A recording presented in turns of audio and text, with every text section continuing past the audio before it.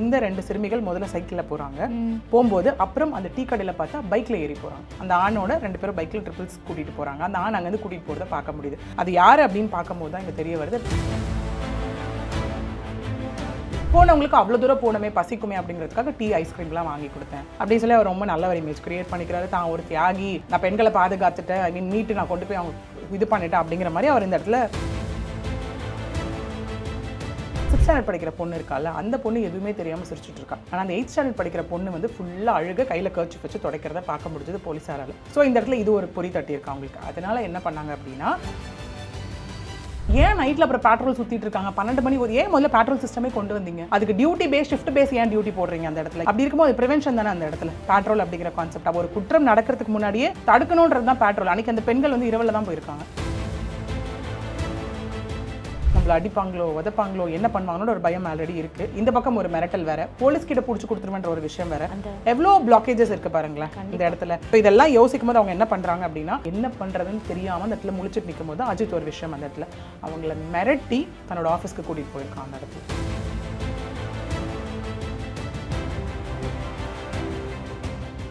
Trending Tamil வியூவர்ஸ்க்கு வணக்கம். இப்போ நம்ம கூட யார் இருக்கா அப்படின்னு பார்த்தீங்கன்னா, அட்வொகேட் பிரியதர்ஷினி அவங்க தான் இருக்காங்க. ரொம்ப ஒரு முக்கியமான விஷயத்தை பற்றி தான் இன்றைக்கி நம்ம கூட பேசுறதுக்காக வந்திருக்காங்க. முதல்ல அவங்களை வெல்கம் பண்ணிடலாம். ஹாய். ஹாய், எப்படி இருக்கீங்க? நல்லா இருக்கேன். நீங்கள் எப்படி இருக்கீங்க? நான் ரொம்ப நல்லா இருக்கேன். ஸோ இப்போ ரீசெண்டாக வந்து கன்னியாகுமரி மாவட்டத்தில் 2 சிறுமிகளுக்கான அந்த பாலியல் வன்கொடுமை நடந்துச்சுல்ல, அதை பற்றி சொல்லுங்கள் பிரியதர்ஷினி. கண்டிப்பாக. ஆக்சுவலி இப்போ நம்ம கேசஸ் பார்க்கும்போது டிஃப்ரெண்ட் டைப்ஸ் ஆஃப் போகிறோம். அதுலேயும் நம்ம இப்போ இந்த செக்ஷுவல் ரிலேட்டட் அப்படின்னு போகும்போது அது செக்ஷுவல் ஹராஸ்மெண்ட்டாக இருக்கலாம், செக்ஷுவல் அபியூஸாக இருக்கலாம், இல்லை வந்துட்டு related to that to an extent of rape வரைக்கும் அந்த விஷயம் கொண்டுட்டு போகலாம். ஸோ அப்படி இருக்கும்போது பார்த்தோன்னா பாலியல் வன்கொடுமை அப்படிங்கிற ஒரு விஷயம் 2 சிறுமிகள் அப்படிங்கிறது ஒன்று. அதையும் தாண்டி இதில் வந்து ரொம்ப ஒரு கொடூரமான விஷயம் என்னவாக இருக்கும், நம்மளே பார்த்துருப்போம். அந்த பிளட் வந்து சிசிடிவி ஃபுட்டேஜ் எல்லாம் நம்மளே நியூஸில் பார்க்கும்போது நமக்கு தெரியக்கூடிய ஒரு விஷயம் என்னவா இருக்குன்னா, 2 பேரும் அவங்க வந்து கையில் பொம்மை வச்சிருக்கிறத நம்மளால பார்க்க முடியுது. ரொம்ப கஷ்டமாக இருக்குது கேட்க. கண்டிப்பாக தான். ஏன்னா நம்ம ஸ்டில் இன்னும் என்னன்னா, ஒரு காலத்தில் தலைவர்களே எழுதி வச்சுட்டு போயிட்டாங்க அந்த இடத்துல. என்னன்னா, என்னைக்கு பெண்கள் நைட்டில் சுதந்திரமாக வந்து வெளில நடக்கிறாங்களோ அன்றைக்கி தான் வந்துட்டு சுதந்திரம் அடைஞ்சதாகவும் உண்மையான பாதுகாப்பு இருப்பதாகவும் அர்த்தம் அப்படின்னு சொல்லி. இன்னைக்கு அதெல்லாம் எதுவுமே இல்லை அப்படிங்கிற மாதிரி ஒன்று இருக்குது. இது சொன்ன மாதிரி வந்து நமக்கு 12ஆம் தேதி நைட்டு நடந்த ஒரு இன்சிடென்ட்டாக தான் இது பார்க்கப்படுது. 13ஆம் தேதி காலையில் அந்த 2 சிறுமிகளோட அம்மா வந்துட்டு போய் கம்ப்ளைண்ட் கொடுக்குறாங்க. தக்கலை ஸ்டேஷன் T1 தக்கலை ஸ்டேஷனில் போய் கம்ப்ளைண்ட் கொடுக்குறாங்க. அவங்களும் கன்னியாகுமரி பகுதியை சார்ந்தவர்கள் தான். இங்கே எல்லாமே வந்த ஒரு விஷயம் வந்து மெயினாக அந்த சிசிடிவின்ற ஒரு விஷயம் தான். ஓகே, ஏன் அந்த திரும்ப இங்கே வந்து ஸ்ட்ரெஸ் பண்ணி சொல்ல விரும்புகிறேன் அப்படின்னா, இதில் இன்வால்வ்டான ஒரு பர்சன் வந்து இல்லிட்ரேட் பர்சன் கிடையாது, யாருன்னே தெரியாது, ஒரு அவேர்னஸ் இல்லாத பர்சன் கிடையாது, நல்ல படித்த ஒரு பர்சன், நல்ல ஒரு பர்சன் தான் இதில் இன்வால்வ் ஆன ஒரு பர்சன். ஏன்னா இதில் அக்யூஸ்டுன்னு சொல்லப்படுற ஒருத்தரே திரும்ப ஒரு வழக்கறிஞர். அதை சொல்லவே எனக்கு இங்கே அசிங்கமாக தான் இருக்கு.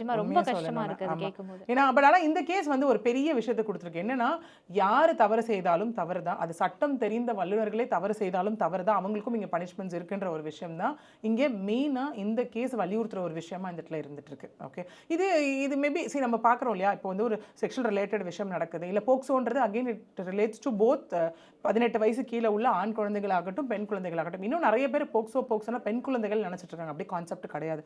18 வயசு கீழே எந்த ஆண் குழந்தையோ இல்லை பெண் குழந்தையோ பாலியல் ரிலேட்டட் விஷயத்துக்கு உள்ளாக்கப்பட்டாங்க அப்படின்னா இருவருக்காகவும் போக்சோ பாயும் அப்படிங்கிறது தான் இங்கே விஷயம். இதே ஒரு ஆண் குழந்தை இப்போ ஒன்றும் இல்லை. இப்போ ஃபார் எக்ஸாம்பிள் அதை நான் கரெக்டாக ரிலேட் பண்ணணும் அப்படின்னா, இந்த சித்ரா திவ்யா கலைச்செல்லாம் வந்துட்டு அரெஸ்ட் ஆனாங்க இல்லையா, அந்த கார்த்திகெல்லாம், அதில் அந்த அந்த பசங்களுக்கு சிறார்களை கூட்டிகிட்டு போயிட்டு அவங்க வந்துட்டு ஒரு பாலியல் விஷயத்தில் ஈடுபட்டதாகட்டும், இல்லை கே செக்ஸ்க்காக அவங்க இன்வால்வ் பண்ணப்படுறதுக்காக வீடியோ எடுக்கப்பட்டாங்கன்னு சொல்கிற விஷயமாகட்டும், அப்போ அங்கேயும் போக்சோ பாய்ந்தது இல்லை அவங்க மேலே. அங்கே 18 வயசு கீழே இருக்கவங்க பெண் குழந்தைங்கன்னு கிடையாது, ஆண் குழந்தைகள் தான் அங்கே. ஸோ இந்த கிளாரிட்டி ஃபர்ஸ்ட் எல்லாருக்கும் தெரியணும். ஸோ இந்த கேஸில் என்ன ஆச்சு அப்படின்னு நம்ம பார்த்தோம்னா, அதில் வந்து அவங்களுக்கு அப்பா செப்பரேட், அப்பா தனியாக இருக்கார், அம்மா தான் தனியாக இந்த குழந்தைங்களை வளர்த்துட்டு வராங்க. அவங்க வந்து அங்கே இருக்க ரப்பர் தோட்டத்தில் இரவு நைட் ஷிஃப்ட் வேலைக்கு போகிறவங்க அவங்க. ஸோ அந்த மாதிரி நைட் ஷிஃப்ட் வேலைக்கு போயிட்டு இருக்கும்போது இந்த 2 பெண் குழந்தைங்களும் என்ன பண்ணாங்கன்னா, ஒரு குழந்தை வந்து 8th ஸ்டாண்டர்ட் படிக்கிறா, ஒரு குழந்தை 6th ஸ்டாண்டர்ட் படிக்கிறாங்க. அவங்க அம்மா வந்துட்டு இல்லை அந்த 2 சிறுமிகளோட அம்மா வந்து ரப்பர் தோட்டத்தில் இரவு வேலை நைட் ஷிஃப்ட்டுக்காக போகிறவங்க. ஸோ என்னன்னா வீட்டில் யாரும் இல்லை. இந்த விஷயத்தில் பார்த்தோம் அப்படின்னா அப்பாவும் அம்மாவும் செப்பரேட்டட் இந்த இடத்துல. ஓகே, அப்படி பார்க்குறப்போ அப்பாவோட அரவணைப்பு இந்த குழந்தைங்களுக்கு சுத்தமாக கிடையாது. அப்போ இருக்க ஒரு பர்சன் யார்? இங்கே அம்மா தான் ஃபுல்லாக பார்த்துக்கணும், அம்மா தான் கண்காணிக்கணும். அப்போ அம்மா நைட்டு வெளில போகிறாங்க அப்படின்னா அப்போ வேற யாராவது ஒருத்தர் அங்கே அரேஞ்ச் பண்ணணும். ஒன்று. ரெண்டாவது அந்த குழந்தைங்க சொல்கிற விஷயம் இங்கே என்னவா இருக்குன்னா, அவங்க ஏன் போனாங்க அப்படின்னு நம்ம பார்த்தோம்னா வெளி உலகம்னு ஒன்று தெரியவே தெரியாது. அதில் இருக்க என்ன என்ஜாய்மெண்ட்டுன்னு தெரியாது. ரொம்ப கேட்கறதுக்கே ஏன்னா அந்த வயசுல அவங்களுக்கு சொல்லி கொடுத்துருக்கணும். ஸோ அதை முடிவு பண்ணி தான் வீட்டில் வச்சிருந்த 10,000 ரூபாயை எடுத்துக்கிட்டு அந்த இரவில் அவங்க கிளம்பி போயிருக்காங்க. அந்நேரத்துக்கு வீட்டை விட்டு போயிருக்காங்க. இது அவங்க காலையில் என்ன பண்ணியிருக்காங்க, நான் சொன்ன மாதிரி 13ஆம் தேதி காலையில் வந்து தக்கலை ஸ்டேஷனில் வந்து கம்ப்ளைண்ட் கொடுத்துருக்காங்க. அவங்க அம்மா கம்ப்ளைண்ட் கொடுத்தது எப்படி கொடுத்துருக்காங்க அப்படின்னா, தன்னுடைய ஹஸ்பண்ட் பேரில் தனக்கு சஸ்பெக்ட் இருக்கிறதா சொல்லி கொடுத்துருக்காங்க. ஓகே, ஏன் என்ன ஆச்சு, என்ன சஸ்பெக்ட் அப்படின்னு பார்த்தோம்னா நமக்கே தெரியுமில்ல, டிவோர்ஸி ஆயிட்டாங்க அப்படின்னா வந்துட்டு ஒன்று விசிட்டேஷன் ரைட் போட்டு எடுத்துப்பாங்க, இல்லை கஸ்டடி ஏதாவது கேட்பாங்க, இங்கே 2 நாள் இங்கே 3 நாள், இல்லை ஜாயின்ட் கஸ்டடி கேட்பாங்க. இதெல்லாம் மேபி அது ஒரு வேற காஸ் ஆஃப் விஷயம், அதெல்லாம் நம்ம இருக்கு அதுக்குள்ளே போகும்போது. ஸோ அந்த மாதிரி கொடுக்குறப்ப இவர் வந்து இங்கே என்ன சொல்லியிருக்காரு, ஸ்டேஷனில் அவர் என்கொயரி கூப்பிட்டுருக்காங்க. நம்ம ப்ரிலிமினரியாக ஒருத்தவங்களை வந்து சஸ்பெக்ட்னு சொல்கிறப்போ என்கொயரி கூப்பிடுவாங்க இல்லையா, இங்கே அவர் என்கொயரி கூப்பிட்டப்போ அவர் சொன்ன விஷயம் என்னவா இருக்குது அப்படின்னா, இல்லை என்ன நான் வந்துட்டு எப்போ இவங்களுக்கு டிவோர்ஸ் ஆச்சோம் எங்களுக்குள்ள, அதுலேருந்து குழந்தைய பார்க்க அவங்க என்ன அலோவ் பண்ணுறதே கிடையாது, நான் குழந்தைய பார்த்தே பல வருடங்கள் ஆயிடுச்சு, அவங்க கிட்ட நான் பேசுறது கூட இல்லைன்னு சொல்லி அவர் சொல்றாரு. ஸோ அப்படி இருக்கும்போது போலீஸ் அங்கே என்ன பண்ண முடியும், அதுக்குண்டான எவிடன்சஸ் எதுவும் இல்லை, எதுவுமே மேட்ச் ஆகலை, எதுவுமே இல்லை. ஸோ இவர் என்ன பண்ணுறாருங்க அப்படின்னா, ஆஸ் அ அப்பாவா அவர் ஒரு விஷயத்தில் வந்து தேடுதல் இது ஆரம்பிக்கிறாரு. இது உடனே என்ன பண்ணப்படுது அப்படின்னா, நாகர்கோவில் எஸ்பி ஸ்டாலின் அவர்களுக்கு இன்ஃபார்ம் பண்ணப்படுது. அவர் 2 தனிப்படையை அமைக்கிறார் இந்த விஷயம். ஏன்னா 2 சிறுமிகள் காணா போயிருக்காங்க அப்படின்னோடனே ரொம்ப சென்சிட்டிவான விஷயம் இல்லையா. ஸோ அவர் இங்கே இந்த இடத்துல பார்த்தோன்னா தனிப்படை அமைக்கிறாரு. அமைச்சது மட்டும் இல்லாமல் இங்கே அவர் ஒரு பக்கம் என்ன பண்ணுறாரு, ஆஸ் அ தந்தையா மனசு என்னதான் வந்துட்டு இருக்கும் இல்லையா, அப்பா அம்மா பிரிஞ்சிருந்தாலும் அவங்க குழந்தைங்கன்ற உணர்வு அவங்களுக்குள்ள கண்டிப்பா இருக்கும். இவர் என்ன பண்றாரு அப்படின்னா ஆரம்பிக்கிறாரு. அவர் எங்க வீட்ல இருந்தாங்களோ அந்த வீட்ல இருந்து ஒரு கடையிலயா சிசிடிவிஸ் இருக்கும் இல்லையா, சோ அவர் தான் டீப்பா இன்வெஸ்டிகேட் பண்ண ஆரம்பிச்சாரு. எக்ஸாக்ட்லி, அவர் தான் ஆரம்பிக்கிறாரு. அவரு கொடுத்த சிசிடிவி ஃபுட்டேஜ் தான் போலீஸ் கிட்ட இந்த இன்வெஸ்டிகேஷன் அங்கிருந்து தான் தொடங்குது. எப்போ போலீஸ் கிட்ட கொடுத்தாங்களோ அங்கிருந்து தான். ஏன்னா இங்கே போகிறாங்க, எஸ்பி ஆஃபீஸர் 2 தனிப்படை அமைக்கிறாங்க, அவங்க ஒரு பக்கம் என்ன ஏதுன்னு ரீசன் தெரியாமல் அவங்க ஒரு பக்கம் தேடிட்டு இருக்காங்க. இவர் போகிறாரு, எல்லா சிசிடிவியும் கலெக்ட் பண்ணுறாரு, சிசிடிவி கலெக்ட் பண்ணி போலீஸ் கிட்ட கொடுக்குறாரு.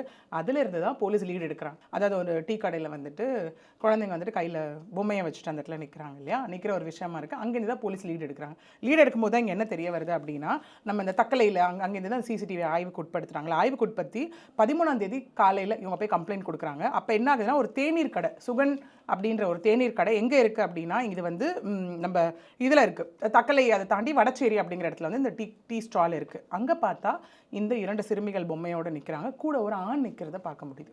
அந்த ஆண் யார் என்ன ஏதுன்னு கூப்பிட்டு விசாரிக்கும் போது அதுக்கப்புறம் அந்த ஆணை ட்ரேஸ் அவுட் பண்ணுறாங்க, ஏன் இவர் கூட நிற்கிறாரு, என்ன விஷயம் அப்படிங்கிறது. இந்த டிரான்ஸ்ஃபர்மேஷன் பாருங்களேன், இந்த 2 சிறுமிகள் முதல்ல சைக்கிளில் போகிறாங்க, போகும்போது அப்புறம் அந்த டீ கடையில் பார்த்தா பைக்கில் ஏறி போகிறாங்க.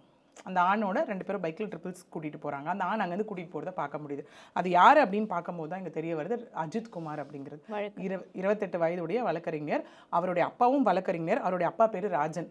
ஓகே, அவருக்கு அது மட்டும் இல்லாமல் அவர் வந்து சிவசேனா கட்சியோட மாநில பொதுச் செயலாளராக இருக்கார் அவங்க அப்பா. ஸோ இந்த மாதிரி போயிட்டு அவர் என்கொயரிக்கு வர சொல்கிறாங்க. இந்த இடத்துல என்கொயரிக்கு வர சொல்லும்போது அவர் இங்கே என்ன சொல்கிறாரு அப்படின்னா, ஆமாங்க 12th நைட்டு தக்கலையில் நான் என்ன பண்ணிட்டு இருந்தேன், என் பைக்கை வச்சுட்டு என் பைக் மேலே நான் உட்காந்துட்டு இருந்தேன் அந்த இடத்துல. ஓகே, உட்காந்துட்டு இருக்கும்போது என்ன ஆகுது அப்படின்னா, கேர்ள்ஸ் வந்து அங்கே சைக்கிளில் வந்துட்டு இருந்தாங்க. சைக்கிளில் வந்துட்டு இருந்தப்போ நான் அவங்ககிட்ட போய் விசாரித்தேன், என்ன ஏன் இந்த டைமில் தனியாக வரீங்க அப்படின்னு கேட்கும்போது, இல்லை நாங்கள் வந்துட்டு எங்களோட உறவினர் வீட்டுக்கு நாங்கள் போனோம் அப்படின்னு சொல்லி நான் கேட்டதுனால நான் தான் கொண்டு போய் என்ன பண்ணேன் அப்படின்னா, வடச்சேரி இருக்கு இல்லையா, அந்த பஸ் ஸ்டாப்பில் கொண்டு போய் ஏற்றி விடலாம் அப்படின்றதுக்காக லிஃப்ட் நான் தான் லிஃப்ட் பேஸில் கொண்டு போய் எதுவுமே தெரியாமல் அவங்க நின்றுட்டு இருந்தாங்க அப்படிங்கிறதுக்காக நான் வடச்சேரி பஸ் ஸ்டாப்பில் கொண்டு போய் நான் ஏற்றி விட்டுட்டு வந்தேன் அப்படின்னு அவர் அங்கே சொல்கிறார். இது ஒரு விஷயமா அவர் சொல்லி முடிக்கிறார். அந்த இடத்துல போனவங்களுக்கு அவ்வளோ தூரம் போனமே பசிக்குமே அப்படிங்கிறதுக்காக டீ ஐஸ்கிரீம்லாம் வாங்கி கொடுத்தேன் அப்படின்னு சொல்லி அவர் ரொம்ப நல்ல ஒரு இமேஜ் கிரியேட் பண்ணிக்கிறாரு. தான் ஒரு தியாகி, நான் பெண்களை பாதுகாத்துட்டேன், மீட்டு நான் கொண்டு போய் அவங்க இது பண்ணிட்டேன் அப்படிங்கிற மாதிரி அவர் இந்த இடத்துல சொல்லக்கூடிய ஒரு விஷயம் வந்து நம்மளால பார்க்க முடியுது. சரி ஓகே அப்படியாப்பா, சரி ஓகேன்னு எல்லாத்தையும் கேட்டுட்டு போலீஸ் அனுப்பி வச்சிடறாங்க. ஆனால் இதில் ஒரு விஷயம் என்ன அப்படின்னா, போலீஸ் அந்த மாதிரி ஏதாவது ஒருத்தர் இன்வெஸ்டிகேஷன் கூப்பிடுறாங்க அப்படின்னா கூப்பிட்டுட்டு திரும்ப அனுப்புற கதை இங்கே கிடையாது. ஏன்னா இதே விஷயம் நம்ம கரெக்டாக ரிலேட் பண்ணோம்னா ஞானசேகரன் விஷயத்தில் ரிலேட் பண்ணலாம். இங்கேயும் அதே மாதிரி கதை தான். ஃபர்ஸ்ட் டைம் இன்வெஸ்டிகேஷன் கூப்பிடுறாங்க, சரி இன்வெஸ்டிகேஷன் முடிஞ்சது நீ போ அப்படிங்கிறாங்க. அதுக்கப்புறம் போலீஸார் திருப்தி அடையலை இன்வெஸ்டிகேஷனில். அவங்க என்ன பண்ணுறாங்க, திரும்ப சிசிடிவி ஆய்வு உட்படுத்தும் போது அதில் தெரிய வர விஷயம் என்ன அப்படின்னா, அந்த 6th ஸ்டாண்டர்ட் படிக்கிற பொண்ணு இருக்கால, அந்த பொண்ணு எதுவுமே தெரியாமல் சிரிச்சுட்டு இருக்கா. ஆனால் அந்த 8th ஸ்டாண்டர்ட் படிக்கிற பொண்ணு வந்து ஃபுல்லாக அழுக கையில் கர்ச்சிஃப் வச்சு துடைக்கிறத பார்க்க முடிஞ்சது போலீஸாரால். ஸோ இந்த இடத்துல இது ஒரு பொறி தட்டி இருக்கு அவங்களுக்கு. அதனால என்ன பண்ணாங்க அப்படின்னா, அஜித் குமாரை வந்துட்டு தொடர்ந்து இது பண்ண ஆரம்பிச்சாங்க, சர்வேலன்ஸ் கீழே வைக்க ஆரம்பிச்சாங்க. ஏன்னா இதுதான் ஒரு விஷயம், ஒருத்தவங்க வராங்க ஒரு இன்வெஸ்டிகேஷன் ப்ராசஸ் கூப்பிடுறாங்க அப்படின்னா அவங்களை அதோட நீ போப்பான்னு விட்டுறது அர்த்தம் கிடையாது.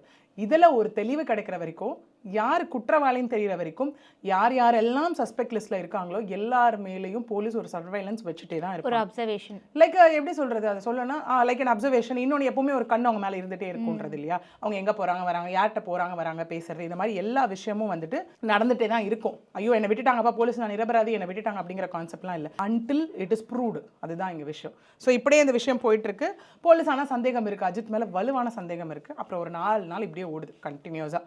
போலீஸ் வந்து தேடுறாங்க, இது பண்ணுறாங்க அப்படின்னும் போது அப்போ இதெல்லாம் அஜித் வந்து ஒன்று சொல்கிறாரு. என்ன சொல்கிறாருன்னா, அவங்ககிட்ட ஒரு ஃபோன் இருக்குது, அவங்களோட ஃபோன் இந்த நம்பர் தான் அப்படின்னும் போது ஃபோன் இதே மாதிரி போயிட்டுருக்கு. போலீஸ் என்ன பண்ணுறாங்கன்னா, அந்த ஃபோன் நம்பர் வந்து சைபர் ஃபாரன்சிக்கு கொடுக்குறாங்க, அதாவது விசாரிக்கிறதுக்காக கொடுக்குறாங்க.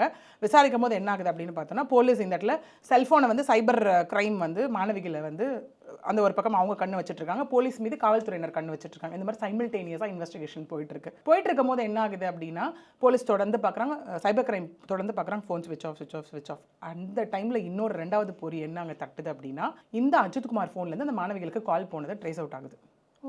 ஓகே, ஏன் கால் சம்மந்தம் இல்லை, ஏன் கால் பண்ணணும் இல்லையா, ட்ரேஸ் அவுட் ஆகுது அந்த இடத்துல போகும்போது. ஸோ போலீஸ் என்ன பண்ணுறாங்கன்னா, இன்னும் அவங்களுக்கு சந்தேகம் வலுவ ஆரம்பிக்குது இந்த இடத்துல. ஸோ ஃபோன் நான் சொன்னல, திரும்ப டிஜிட்டல், திரும்ப டெக்னாலஜி. ஃபஸ்ட்டு வந்து சிசிடிவி, 2வது ஃபோனு, சைபர் கிரைம் ஒரு விஷயம். அப்புறம் ஞாயிற்றுக்கிழமை காலையில் அந்த ஃபோன் ஸ்விட்ச் ஆன் ஆகுது. ஸோ போலீஸ் எப்போனா இது வந்து அவங்க ஒரு விஷயம் சிடிஆர் போடுறாங்க, கால் டீட்டெயில் ரெக்கார்டிங் போடுறாங்க, இல்லை சர்வைலன்ஸ் அப்சர்வேஷனில் வைக்கிறாங்க அப்படின்னா 24/7 ட்ராக்கிங் ஓடிட்டு இருக்குவாங்க, ஆன் அண்ட் ஆஃப் கிடையாது.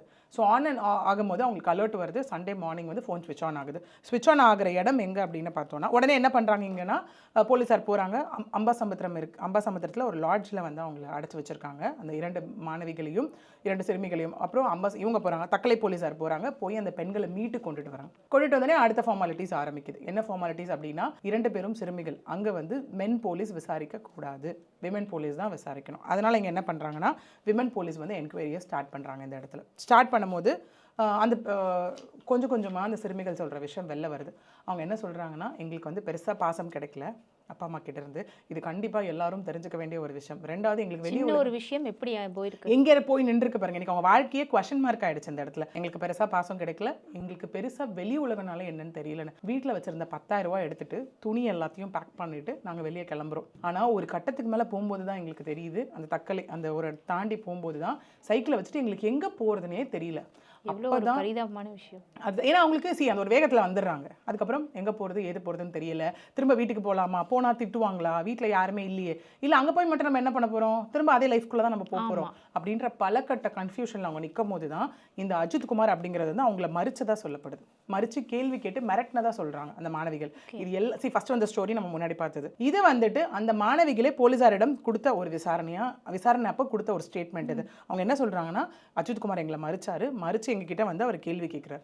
என்னன்னு கேட்டப்போ நாங்கள் சொன்னோம் இந்த மாதிரி வீட்டை விட்டு வெளில வந்துட்டோம் அப்படின்னு சொல்லும் போது, அதுக்கு அவர் என்ன சொல்லியிருக்காரு அப்படின்னா, வீட்டை விட்டு நீங்கள் வெளில வந்தீங்களா, நான் சொல்கிறத நீங்கள் கேட்கலன்னா உங்களை போலீஸில் பிடிச்சி கொடுத்துருவேன் அப்படின்னு சொல்லி அவர் அந்த இடத்துல சொன்னதாக சொல்லப்படுது. ஓகே, உடனே மாணவிகள் என்ன ஆகும், அந்த இடத்துல பயம் வந்துடும், ஐயோ நம்ம திரும்ப அம்மாட்ட பிடிச்சி கொடுத்துருவாங்க அப்படின்னு, போலீஸ்ட்ட பிடிச்சி கொடுத்துருவேனும் அவர் இந்த இடத்துல சொல்லியிருக்காரு. ஆல்ரெடி பயம் இருக்குது, வீட்டை விட்டு வந்துட்டோம், யார்ட்டையும் சொல்லலை, யாருக்கும் தெரியாது, திரும்ப வீட்டுக்கு போனால் நம்மளை அடிப்பாங்களோ உதப்பாங்களோ என்ன பண்ணுவாங்களோ ஒரு பயம் ஆல்ரெடி இருக்குது. இந்த பக்கம் ஒரு மிரட்டல் வேறு, போலீஸ் கிட்ட பிடிச்சி கொடுத்துருவேன்ற ஒரு விஷயம் வேறு, எவ்வளோ பிளாக்கேஜஸ் இருக்குது பாருங்களேன் இந்த இடத்துல.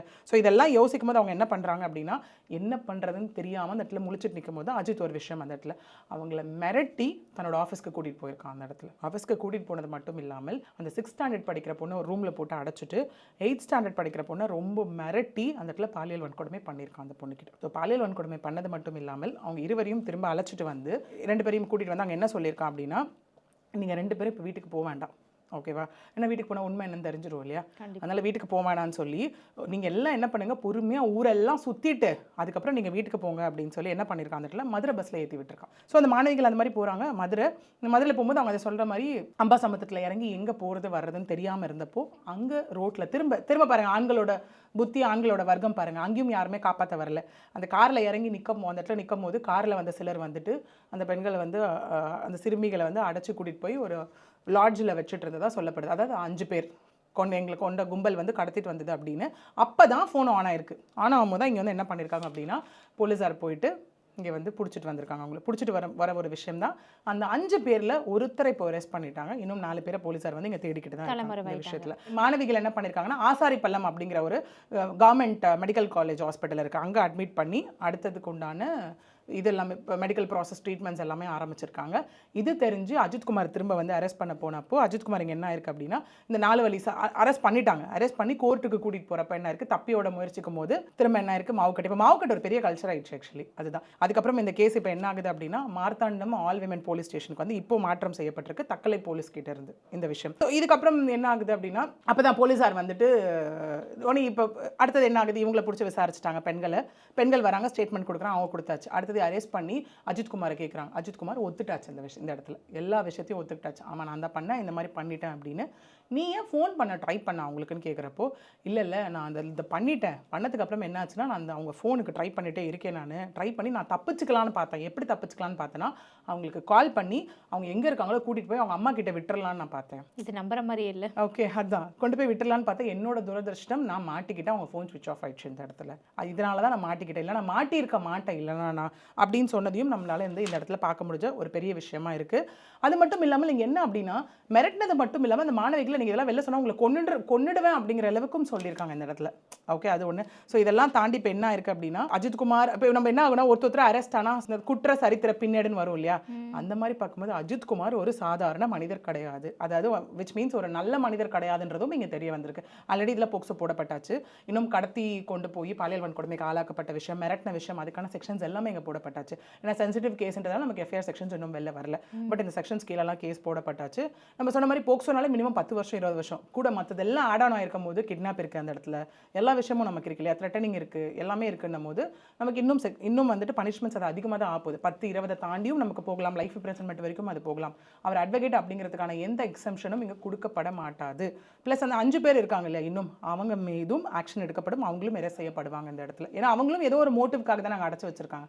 அவ்வளோ நல்லவங்களா இருந்தால் என்ன பண்ணியிருக்கணும், டேரெக்டாக அவங்களே காவல்துறையிட்ட கொண்டு போய் விட்டுருக்கணும். தெரியலங்க, அந்த பெண்களுக்கே அட்ரஸ் தெரியல, இந்த மாதிரி உங்க நின்றுட்டு இருந்தாங்க, நீங்கள் காவல்துறையில் முதல்ல அப்ரோச் பண்ணியிருக்கணும். ஏன் அதை பண்ணல? அந்த நல்ல இன்டென்ஷன் இங்கே கிடையாது. இப்போ 1000 சொல்லலாம், அது ஏன் முதல்ல அடைச்சி வைக்கணும், ஏன் பூட்டி வைக்கணும், இந்த மாதிரி விஷயங்கள் ஏன் அவங்க வீட்டில் இருக்கவங்களுக்கு கூட கூட்டு போய் அவங்க அம்மா அப்பா கிட்ட விட்டுருக்கலாம், பண்ணியிருக்கலாம். இந்த மாதிரி பெண்கள் இங்கே இருந்தாங்க என்னன்னு தெரியல, நான் அடுத்த கட்டம் போகிற வரைக்கும் வீட்டில் இருக்கட்டும், இவங்க எப்படி இருக்காங்க, சாப்பிட்டாங்களா, என்ன பண்ணாங்கன்னு தெரியல, அப்படின்றத ஒரு நல்ல மனிதநேயமான ஒரு செயலாக அந்த இடத்துல இருக்கும். அப்புறம் தான் தெரிய வருது அஜித்குமார் பற்றி என்ன அப்படின்னா, ஆல்ரெடி ஒரு கல்யாணம், ஞாயிற்றுக்கிழமை நடக்க வேண்டிய கல்யாணம், போன ஞாயிறு நடக்க வேண்டிய கல்யாணம், அந்த கல்யாணம் ஸ்டாப் ஆயிடுச்சு அஜித்குமாருக்கு. அது எப்படி ஸ்டாப் ஆச்சுன்னு கேளுங்க.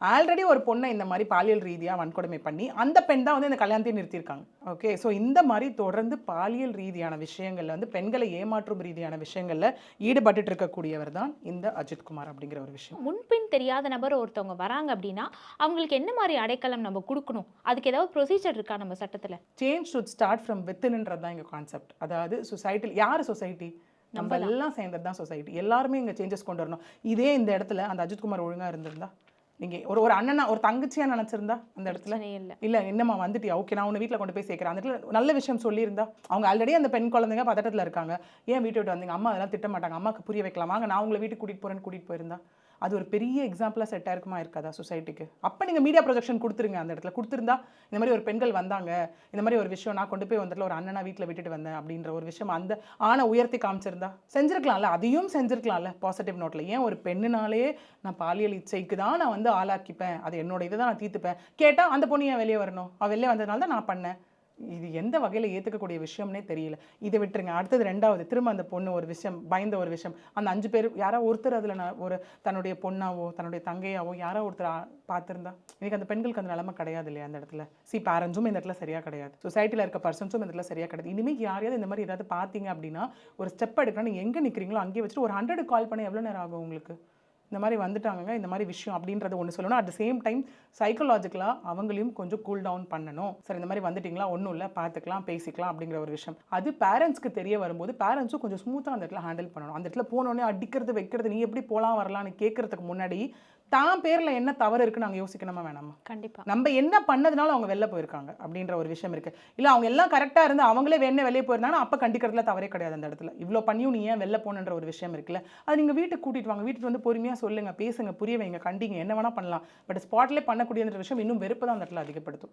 ஸோ கண்டிப்பாக வராங்கன்னா இம்மீடியட்டாக ஃபஸ்ட்டு அவங்க பண்ண வேண்டிய விஷயம் போலீஸ்க்கு இன்ஃபர்மேஷன் கொடுக்க வேண்டிய ஒரு விஷயமா இருக்குது. 1. 2வது எனக்கு இங்கே மெயினாக இருக்க வேண்டிய கேள்வி, போலீஸ் பேட்ரோல் எங்கே போச்சு? பேட்ரோலோட வேலை என்ன?